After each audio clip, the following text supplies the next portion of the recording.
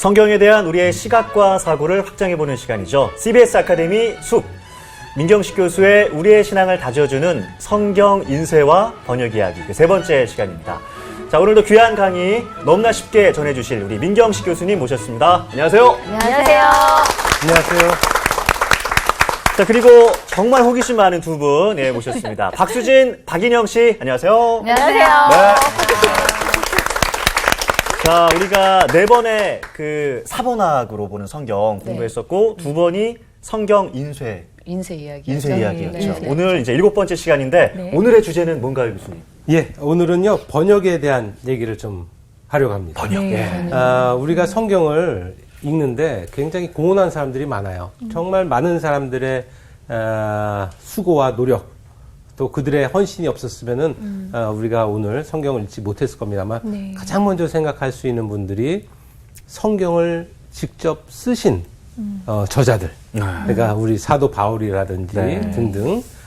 그 다음에 또 생각해 볼 수 있는 분들이 그것을 열심히 필사하신 분들. 계속 필사하고 베끼고 굉장히 피로하고 힘든 작업인데 그것들을 묵묵히 했던 그 많은 사람들의 수고가 있었을 거고요. 이름도 없이 빛도 없이. 그리고 또 본문 비평학자들, 사본학자들의 어떤 노력. 우리 교수님 같은 분. 전혀 아니고. 티션도프 기억나시죠? 그런 사람들의 어떤 헌신이 없었으면은 어려웠을 것이다. 또 우리가 생각해야 될 또 다른 부류의 사람들이 바로 번역자들입니다. 각 나라의 말로. 그래서 오늘은 성경 번역에 관한 얘기를 좀 나누려고 합니다. 아니, 또 갑자기 드는 생각이요. 번역을 잘못하면 정말 이게 아다르고 어다를 수 있는 게 번역자들이 하는 일이잖아요. 그리고 이제 뭐 번역을 하다 보면은 잘못된 번역이 이어질 수도 있는 건데 그런 이야기가 오늘 나오나요? 나왔으면 좋겠죠. 잘못된 번역에 대해서는 지금 제가 준비는 안 했고요. 어떤 과정을 통해서 우리가 왜 또 개정을 하는지 또 어떤 번역을 우리가 지금까지 어떻게 해왔는지 그런 역사적인 좀 고찰을 하려고 합니다. 굉장히 말씀 잘해주셨는데 우리가 번역하는 사람들이 그런 얘기예요. 번역은 반역이다. 어다르고 아다르죠. 번역은 반역이다. 그래서 세상에 완벽한 번역은 없습니다. 그래서 참 번역이 어려운 일인데 그것을 감당하는 수많은 우리의 선배들이 있었기 때문에 우리가 오늘날 성경을 우리말로 볼 수 있는 것이 아니겠느냐. 성경은 사실은 굉장히 초기부터 번역이 됐습니다. 여러분 보시기에요. 왼쪽은 그리스어 구약 성경이고요. 오른쪽은 아람어 구약 성경입니다. 구약 성경이 기원 전부터 번역이 됐어요. 원래 구약 성경은 히브리어로 기록되는데 이미 기원 전 2세기 경에 저 알렉산드리아에서 구약 성경이 그리스어로 번역이 됩니다. 우리가 흔히 그것을 70인역이라고 부르는데요. 정확한 날짜는 알 수 없지만 기원 전에 그리스어로 이미 구약 성경이 번역이 됐고요. 그 다음에 또 구약 성경이 아람어로도 번역이 된 것이 있는데 우리가 그것을 타르굼이라고 얘기를 합니다. 예수님 시대 때 예수님은 어떤 언어를 쓰셨을까요? 히브리어가 아니고요. 이스라엘의 언어는 히브리어잖아요. 근데 유대인들이 요 갈릴리의 지역에 사는 유대인들은 주로 아람어를 썼고요. 아랍어가 아니고 아람어입니다. 다른 거죠? 아랍어하고 아람어는 다른 거고요. 아람어는 시리아어의 방언이다라고 생각하면 돼요. 그리고 히브리어하고 다 같이 셈족 언어에 들어가기 때문에 굉장히 비슷한 언어입니다. 그래서 갈릴리에 사는 유대인들은 주로 아람어를 썼고요. 여기 밑에 유대 지방에 사는 유대인들은 히브리어를 사용했습니다. 그래서 요 아람어를 사용하는 유대인들을 위해서 성경이 또한 아람어로도 번역이 된 것들이 이미 기원 전에 있었고요. 신약 성경도요, 굉장히 다양한 언어로 번역이 됩니다. 처음 보는 글씨들이죠. 요거는 무슨 언어 같아요? 인영 씨는 이제 알 것 같아요. 그러게요. 아람어요. 이게 시리아어입니다. 시리아어. 이게 시리아어고, 요거는 뭐 같아요? 처음 보시나요? 이거는 5세기경의 시리아어 사본이고요. 이건 7세기경의 아르메니아어 사본입니다. 예, 그리고 이거는 꼭 그리스어 비슷하죠? 네. 우리 파피루스 예, 파피루스 사본 네. 우리 봤을 때 그 대문자 그리스어 비슷한데 이게 콥트어예요. 예? 콥트. 콥트는 어디에서 쓰는 거예요? 콥트어는 이집트어를요. 네. 그리스어를 차용해서 이집트어를 기록한 것을 콥트어라고 합니다. 그래서 이게 보기에는 그리스어하고 비슷한데 네. 콥트어예요. 그래서 지금도 저 이집트에 가면 콥트 교회 있죠? 네. 예, 바로 그 콥트. 네. 예. 요거는 야, 이거는 한자 지금, 아니죠? 한자. 예, 한자 비슷한 것 한자가 같은데? 아닙니다. 아니에요? 이거는 에디오피아어예요. 처음 우리가 봤어요, 요즘에 정말. 에디오피아에 선교를 또 많이 가는데 에디오피아 사람들이 자기네는 기독교 역사가 2000년인데 100년밖에 안 된 한국에서 와서 선교를 한다고 그렇게 얘기합니다. 에디오피아는 굉장히 기독교 역사가 깊은 네. 그런 나라예요. 이미 아주 초기부터 이외 라틴어로도 번역되고 굉장히 많은 네. 언어로 번역됐는데 네. 결국은 중세교회는 공식적인 성경으로 라틴어 성경을 사용을 하죠. 네. 라틴어 성경은 원어 성경이 아니라 번역된 성경입니다. 이미 불가타라고 하는 라틴어 성경인데요. 굉장히 초기에 4세기 말 5세기 초에 히에로니무스, 우리가 흔히 제롬이라고도 부르는 네. 이 히에로니무스라고 하는 분이요. 성경을 라틴어로 번역을 합니다. 그리고 그것이 중세에 이르기까지 로마 가톨릭의 공식적인 성경이 되는 거예요. 네. 이런 것들이 다 라틴어 성경에서 제가 아마 맨 처음에 첫 시간에 얘기했던 것 같은데 성경 사본이 몇 개나 있느냐 기억 안 나시죠? 네. 많이 있던 걸로 생각합니다. 2만 5천 개 정도가 있는데 그 중에 라틴어 사본이 가장 많습니다. 한 10,000개 정도. 네. 그래서 라틴어 이런 것들이 다 라틴어 사본들이에요. 이거는 영어 아닌가요? 아닌데. 이거는 독일어? 여기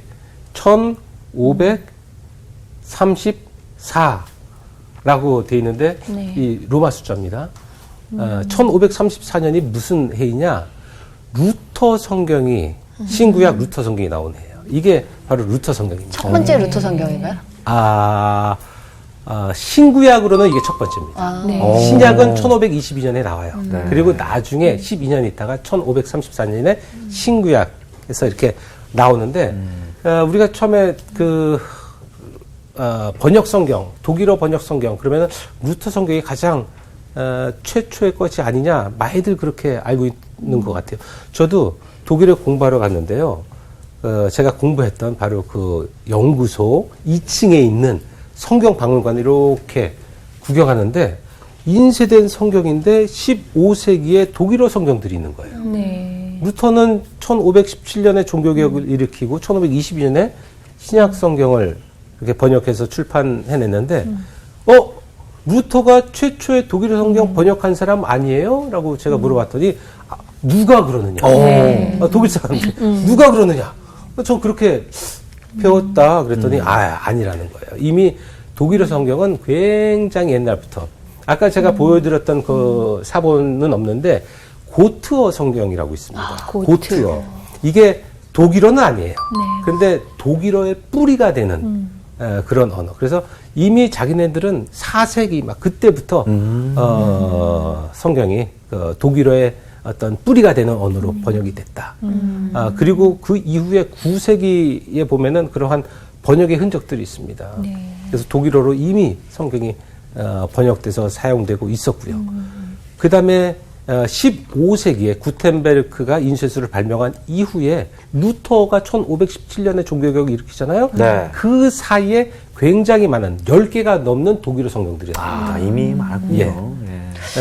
갑자기 또 질문이 생겼는데 괜찮나요? 이렇게 질문이. 저렇게 많은 성경들이 번역이 됐는데 정말 신앙이 좋으신 분들이 번역을 하셨는지 또 사실 좀 궁금하거든요. 어떤 상업적인 목적이 아니라 믿음을 가지고 정말 전하기 왜냐하면은 위해서. 이게 정말 믿음이 있는 분이 번역을 하는 것과 상업적으로 번역을 하는 분 이렇게 하게 되면은 이게 달라질 것 같은 느낌이 들어요. 중세는 다들 하나의 종교가 지배를 했던 아마 다들 똑같은 종교를 가지고 있었던 분들일 거예요. 그러니까 아마 다 신앙이 있는 분들이었을 거고, 그런 분들이 다 번역에 참여하지 않았는가라고 생각을 하는데, 글쎄 잘 모르겠어요. 신앙이 있다고 번역을 꼭 잘하는 것은. 그렇죠. 오히려 더 객관적으로 신앙이 없는 사람이 더 객관적으로 번역할 수도 있지 않을까라는 생각이 드는데, 근데 어쨌든 현실은 어떠냐? 현실은 우리나라도 그렇고 어느 나라도 마찬가지입니다. 성경을 번역한 사람들은요 거의 대부분 다 성서학자들이고 그런 사람들은 신앙을 가지고 있는 사람들입니다. 이 종교개혁 이후에요 많은 언어로 성경이 본격적으로 막 번역되기 시작합니다. 이 종교개혁 올해가 종교개혁 500주년. 네. 종교개혁이 어떤 사건이냐? 종교개혁 하니까 종교라고 하는 테두리 안에서 뭔가 불이한 거, 부정한 거, 올바르지 않은 관습, 적폐. 적폐. 그런 너무 심한 거 아니에요? 그런 것들을 올바르게 고쳐서 깨끗한 종교를 만들려고 하는 것이 종교개혁 아니냐라고 하는 그런 생각을 하는데, 사실 종교개혁은요, 우리말로 종교개혁이라고 그러지, 독일에서는 이 종교개혁이라는 말을 하지 않습니다. 그래요? 거기는 그냥 레포마치온, 영어로 하면 리포메이션이에요. 그냥 개혁이에요. 변혁이에요. 대변혁입니다. 그렇군요. 이 종교개혁이라고 하는 것은 사실은 종교가 전 유럽 사회를 완전히 뒤바꾸어 놓은 그러한 어마어마한 종교라고 하는 영역에 갇히지 않는 그러한 사건이다. 그전에는 교황 중심의 어떤 일화된 세계였다면은 종교개혁 이후에는요, 다원화된 세계. 그때 막 민족주의식이 막 싹 도고 있었어요. 근데 우리가 왜 도대체, 교황한테 통제를 받아야 되느냐? 우리가 왜 거기에 막대한 세금을 내야 되느냐? 우리끼리 잘 살아보자. 우리끼리, 우리 민족 하는 그런 어떤 민족주의식이 그때 싹 트기 시작하면서 교황에 대한 어떤 반대 운동, 저항 운동 그런 것들이 일어나기 시작합니다. 그것을 성공적으로 수행한 사람이 바로 마틴 루터였다. 번역이 그것도 잘못됐네요, 그럼. 종교 개혁이 아니라 뭐 다 통틀어서 개혁이라는 거잖아요. 그렇죠. 그러니까 영어로는 리포메이션인데 이게 유럽 사회를 완전히 바꿔놓은 사건이에요. 근데 우리말로는 그냥 언젠가부터 그냥 종교 개혁. 그래서 마치 종교의 테두리 안에서 뭔가 바뀌는 것 같은 그러한 인상을 줄 수 있는데, 사실 종교개혁이라고 하는 거는 어마어마한 사건, 유럽 사회 전체를 완전히 뒤바꿔 놓은, 완전히 뒤집어 놓은 중세를 종식시킨 그러한 대단한 사건이었다. 하긴 유럽이 그때만 해도 정치, 경제, 사회 문화가 전부 교황 중심에서 신앙 중심으로 이루어진 거니까 개혁이네요, 그냥. 이게 이제 루터의 성경 34년에 나온 성경인데요. 사실 루터가 보름스 제국회의 이후에 굉장히 신변의 위협을 느끼게 되는 상황이었는데요. 그때 루터를 지원해줬던 선제후가 있습니다. 프리드리히라고 하는 이 프리드리히 선제후가요, 루터를 납치를 해요. 내가 너 보호해줄게, 너 일로 와. 그게 아니라 전혀 사람들이 모르게, 루터는 모르게 납치를 합니다. 그래서 바트부르크라고 하는 성에 잘 모셔놔요. 납치해서 모셔서. 네, 납치해서 잘 모셔놓습니다. 이 제후들도 루터가 필요했고, 루터도 제후들의 힘이 필요했어요. 그러니까 루터는 한낱 사제였기 때문에 그 막강한 권력을 가진 로마 카톨릭의 수장, 교황하고 맞설 수 있는 힘이 없었습니다. 자기를 보호해줄 만한 어떤 물리적인, 군사적인 힘이 필요했는데, 그것을 가지고 있던 사람들이 누구였느냐? 제후들이었습니다. 독일의 제후들.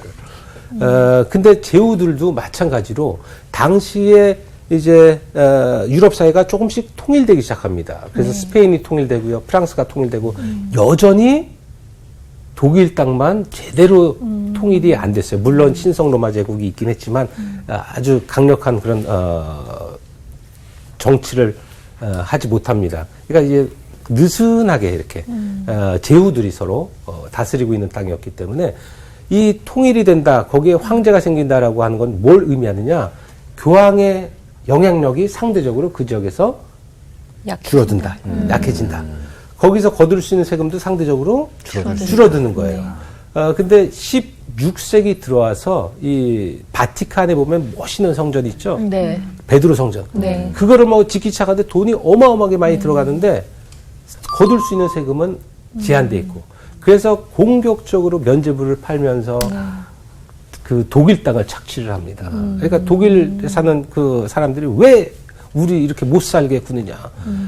이 제후들도 반 로마 가톨릭 정서가 있었는데 이 반 로마 가톨릭 정서를 신학적으로 또는 사상적으로 뒷받침해 줄 수 있는 사람이 누구였느냐? 바로 루터였던 거예요. 그러니까 루터도 제후들의 힘을 필요로 했고 제후들도 루터를 필요로 했다. 이 둘 간의 이해관계가 맞았던 거죠. 그때 프리드리히 선제후가 위기에 있던 루터를 납치를 해가지고요. 잘 모셔둡니다. 근데 거기 바트부르크 성에 보면 굉장한 어마어마한 큰 성입니다. 거기 굉장히 어떤 방들은 화려하고 그런데 루터의 방이라고 하는 데를 이렇게 보잖아요. 그럼 거의 감옥 같아요. 그래서 이게 네. 잘 모신 건지 네. 아니면 감금을 한 건지 헷갈릴 정도. 근데 그때 루터가 바트부르크에 있으면서요. 성경을 번역합니다. 그리스어 성경을 독일어로. 그러니까 루터의 번역이 처음이다라고 얘기하는 것은 사실은 맞는 말은 아니지만 이렇게 얘기하면 맞아요. 그리스어 성경을 독일어로 번역한 최초의 성경은 루터의 성경이 맞습니다.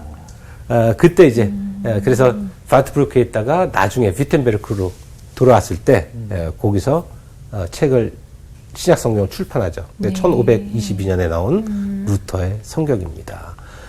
영어 성경도 굉장히 많은 영어 성경들이 있죠. 여기 보시는 거는 홀리 바이블. 예, 홀리 바이블이라고 써 있죠. 네. 몇 년이라고 써 있는지 혹시 보이세요? 1611년. 예, 1611년. 이게 바로 여기 authorized version이라고 써 있는데 이게 킹 제임스 성경입니다. 킹 제임스 성경. 영어 아마 영미권 쪽에서는 몇백 년 동안 가장 영향력 있던 또 가장 사랑받았던 그런 성경이 아닌가 생각합니다.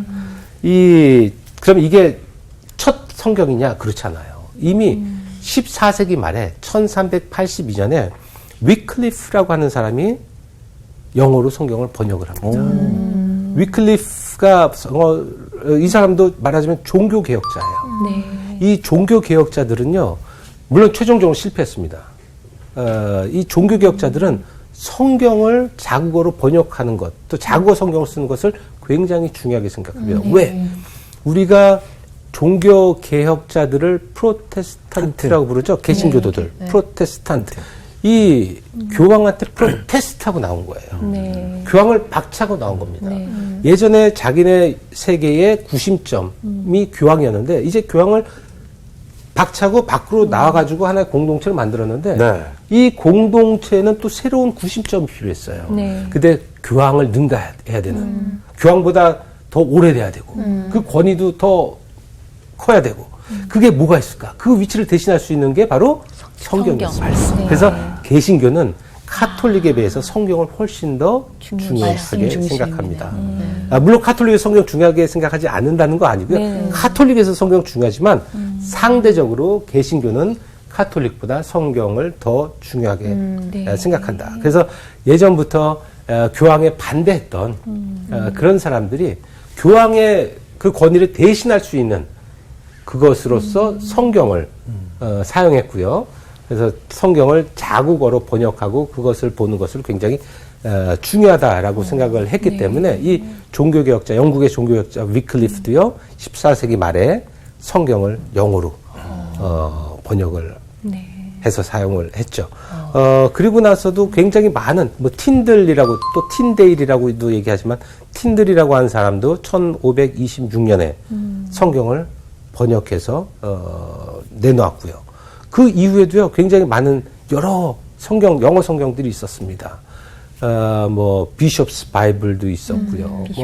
그러다가 1611년에 킹 제임스 성경이 나오는 거예요. 그리고 이것이 이때까지 나온 모든 영어 성경들의 권위를 뛰어넘는 가장 독보적인 그러한 권위를 갖게 된 성경입니다. 평정해버렸네요, 킹 제임스가. 그렇죠. 제임스가 쓴 거예요? 킹 제임스.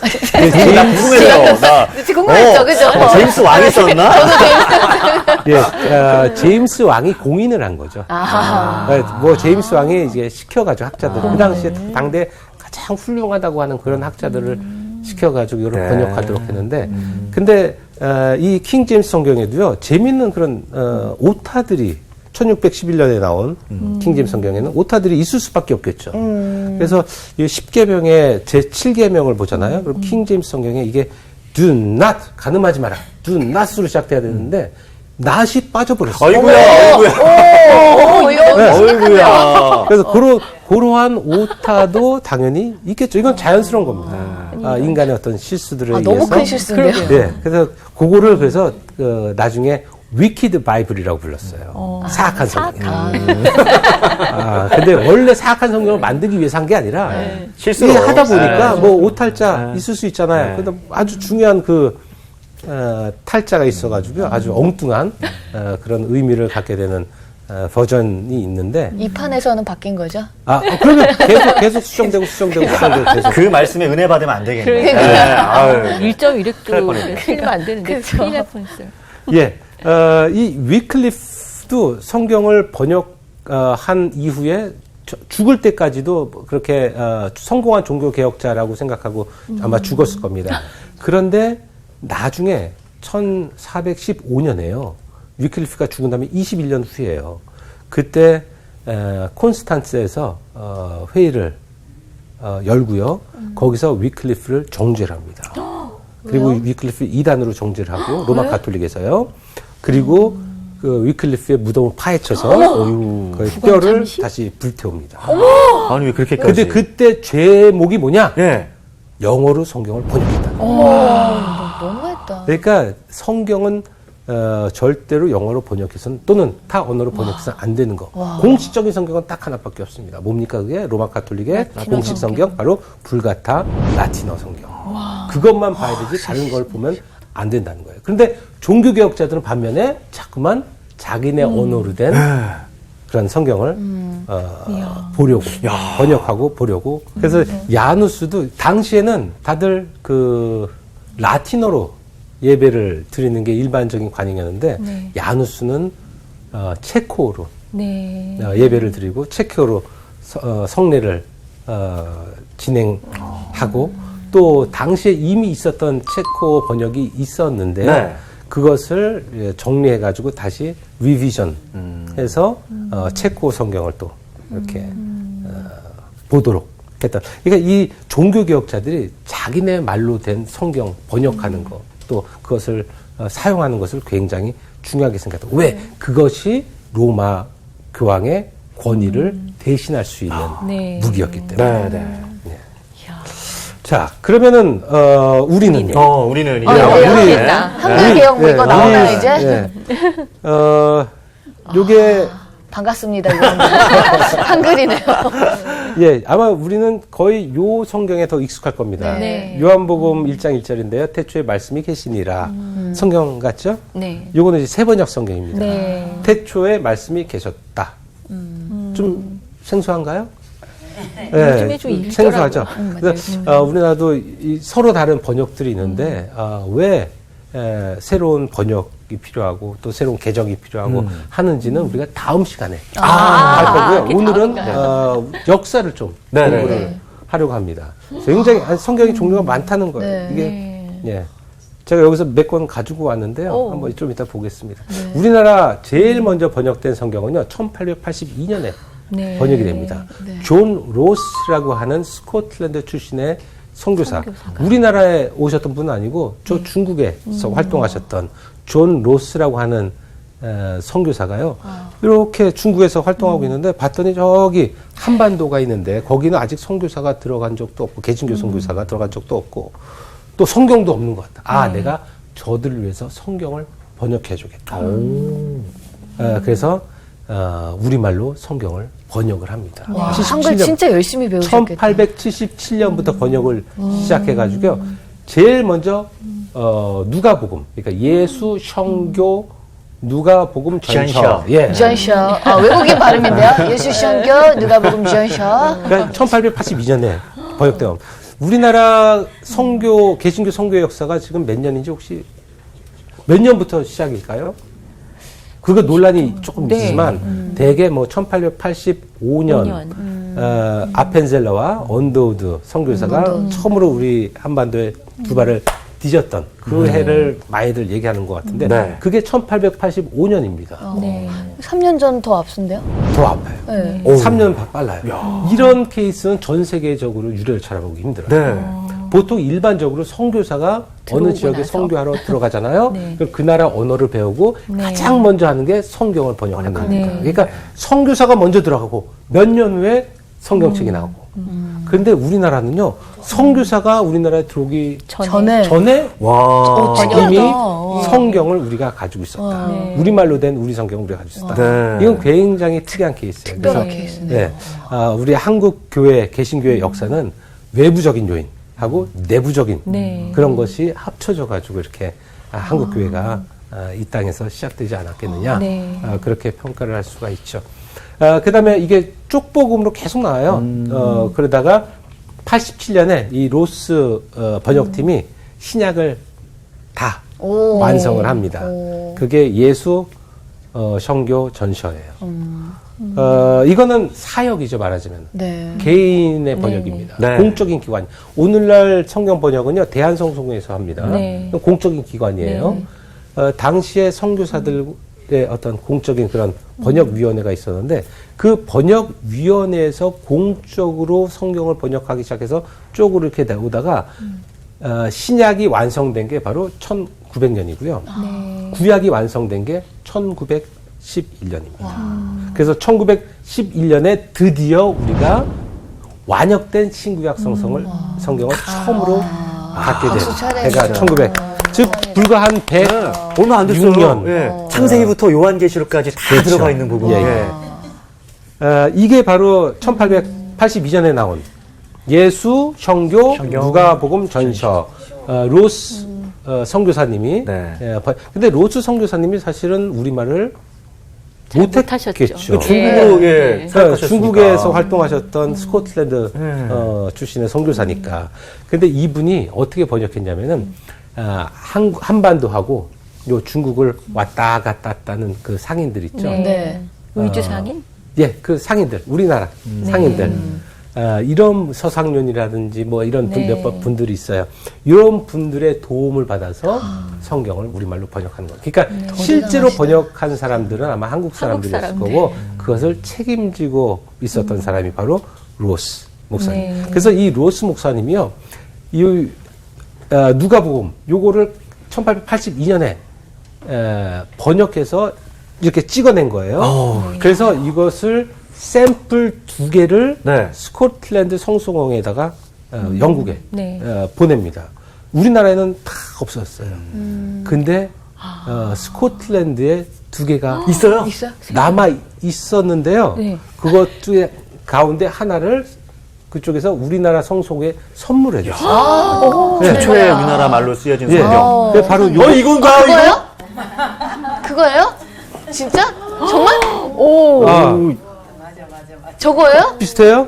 오, 이거네. 네. 똑같네. 근데 자 한번 보십시오. 왜 우리 만져도 돼요? 어머, 어떡해. 예. 이거는 어이, 근데 봐봐요. 이미테이션이에요. 어머, 그래도 이 네. 감독님. 와, 최초의. 예. 아, 냄새도 옛날 건데요? 오래됐어요.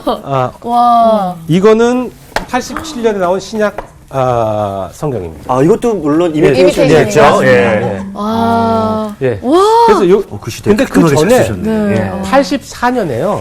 현토 한안 성경이라고 나와요. 현토 한안 성경. 이거는 완전히 한문으로 돼 있습니다. 84년에 나온. 예, 84년. 완전히 한문으로 돼 있어요. 이수정이라고 하는 사람이 일본에서 번역한 건데 한자 성경에다가 토만 이렇게 갖다 붙인 거예요. 음만 그래서, 이렇게. 예, 그래서 뭐 마음이 약한 사람은 복이 있나니 할 때 허심자 이 복의니 뭐 그래서 그런 식으로 이렇게 토만 갖다 붙인 거. 그래서 현토 한안 성경이라고 우리가 얘기를 합니다. 근데 이러한 성경은요, 사실 당시에 좀 배웠다는 사람들, 지식 있는 사람들, 좀 글 좀 쓴다는 사람들, 네. 또 양반 이런 사람들은 이런 성경을 선호했겠죠. 네. 야, 경전이 이 쉬운 언문으로 돼 있다니 이게 이게 격떨어지게. 무슨 격떨어지게 격떨어지게 이게 어떻게 된 거냐? 우리는 이런 거 안 본다. 야, 경전은 이 정도는 돼야지. 그래서 이런 거를 이제 아마 선호하는 계층이 있었을 겁니다. 근데 네. 1920년대 이후로는 이런 성경이 더 이상 없어요. 지속되지 않아요. 요거는 아까 얘기했던 1987년에 나온 네. 로스의 신약 성경입니다. 1887년. 1887년. 네. 로스가 누구의 도움을 받았다 그랬어요? 상인들. 무역상인들. 상인들. 네. 근데 그 사람들의 출신이 어딥니까? 우리나라. 황해도. 우리나라지만 저 서북 지방. 네. 북쪽에. 예. 네. 그래서 요 성경을 보잖아요. 그러면은 이분만. 예수님도 사투리 쓰고 이분 제자도 사투리 쓰고 황해도 사투리 네, 나고. 우리가 말하자면 평안도 사투리라 그러나요? 네. 예. 그래서 제가 한 구절을 한번 같이 보려고 가져왔습니다. 이거 새 번역이에요, 이거는. 그때 회당에서 악한 귀신 들린 사람이 하나 있었는데 그가 큰 소리로 이렇게 말하였다. 나사렛 사람 예수님, 왜 우리를 간섭하려 하십니까? 우리를 없애려고 오셨습니까? 나는 당신이 누구인지 압니다. 하나님께서 보내신 거룩한 분입니다. 그러니까 예수께서 그를 꾸짖어 말씀하십니다. 입을 다물고 이 사람에게서 나가라. 그러자 악한 귀신은 그에게 경련을 일으켜 놓고서 큰 소리를 지르며 떠나갔다. 이거 모르는 내용 없죠? 네. 너무 쉽죠? 네. 이게 새 번역입니다. 근데 너무 내용은 잘 전달이 되는데 뭔가 아쉬운 게요. 맛이 안 나? 맛이 안 나요. 맛이 안 나? 이 여러분 그 축기 하는 거 보셨죠? TV에서 네. 막 귀신 쫓아내는 네. 이때 뭐 육두문자 써가면서 막 욕하면서 나가! 소리 지르고 근데 이건 너무 점잖아요. 그래서 야 이거를 어떻게 좀 아주 실감나게 번역할 수 없을까 생각하던 차에 이 성경을 보니까 실감나게 번역했어요. 바로 요 부분인데 한번 읽어주세요.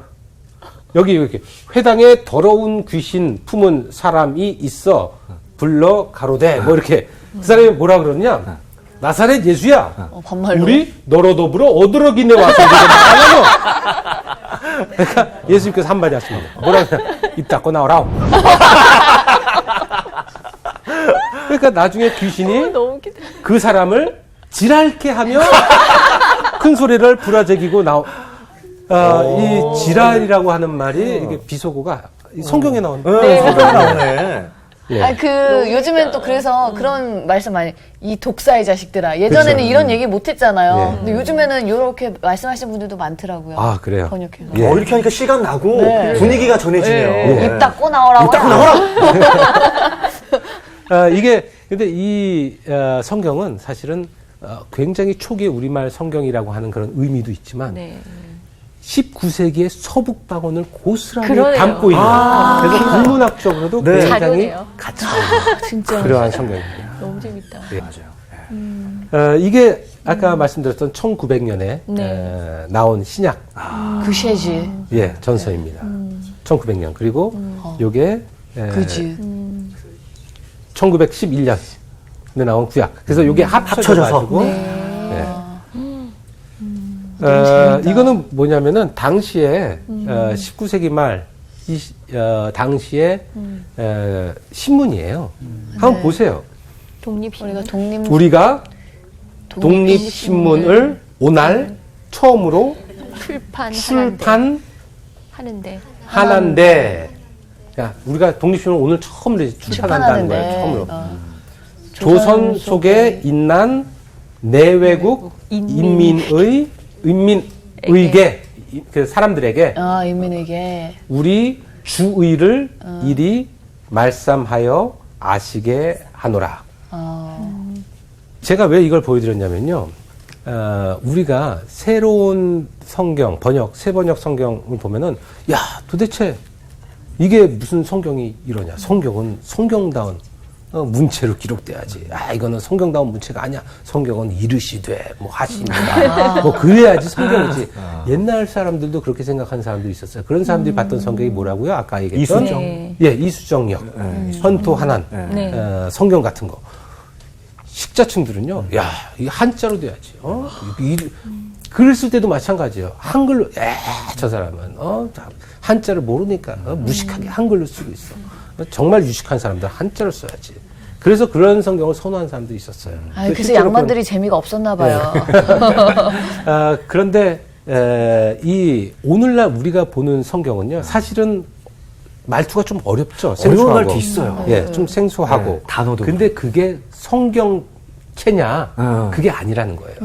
성경이 처음 번역됐을 19세기 말 그 당시에는요, 누구나 읽고 이해하기 쉬운 그러한 언어로 번역하는 게 목적이었습니다. 네.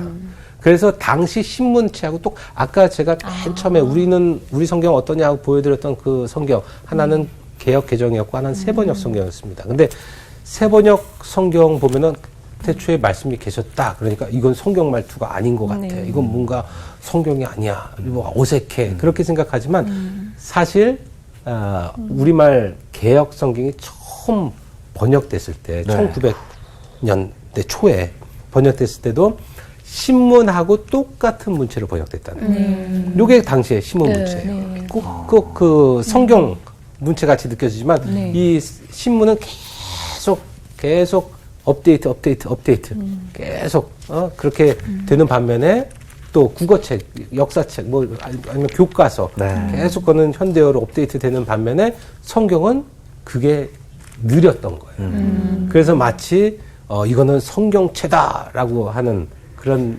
이미지를 우리가 갖고 있는데 원래 성경의 첫 번째 목적은요. 맨 처음에 성경 번역할 때 목적은 누구나 읽고 쉽게 이해할 수 있는 그러한 일상적인 언어로 번역한다. 그것은 그 당시에 신문이라든지 그 당시에 어떤 그런 교과서 그 시대의 언어를 담아내는 게 말씀이죠. 그렇죠. 똑같은 그러한 언어로 이제 번역을 한 게 바로 오늘날 개역입니다.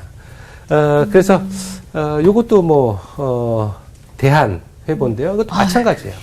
지금 저는 보혜해야 한다라고 예. 괜찮아.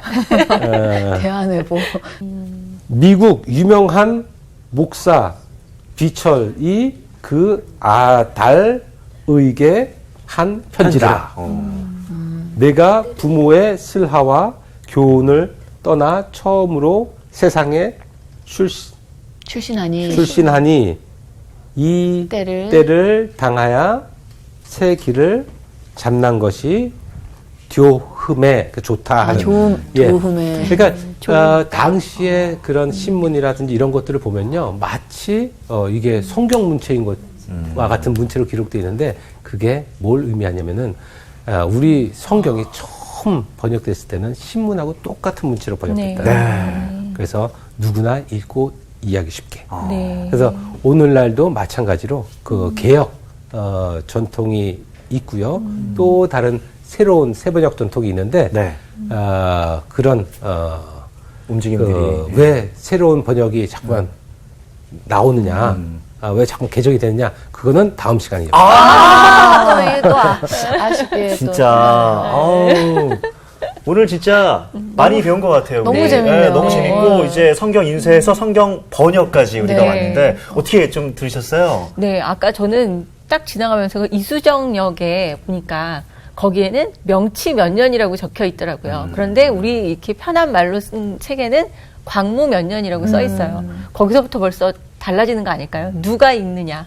네, 그래서 우리가 좀 더 힘 빼고 좀 하나님의 말씀을 가까이 하는 책을 봐야 되는 게 아닌가 생각이 들었습니다. 저는 아까 교수님께서 그 성경 본문 읽어주셨잖아요. 너무 이렇게 친숙한 예수님, 입 닫아라, 막 이렇게 얘기하시는, 그런 거 보면서, 이렇게 말씀하셨을 텐데, 생각이 들면서, 그거를, 우리는 이제 입을 조용히 하십시오. 뭐 이렇게 얘기한다는 게, 힘 있는 그대로, 있는 그대로라는 단어가 그냥 생각이 났어요. 그 교황보다 더 권위 있고 중요한 게 이제 말씀이고, 뭐 종교 개혁자들이나 선교사들이 그 말씀을 번역하기 위해서 정말 애를 많이 쓰고 목숨을 정말 걸 정도로 열과 성을 다해서 우리가 지금 보고 있는 성경이 이제 돌았을 텐데요.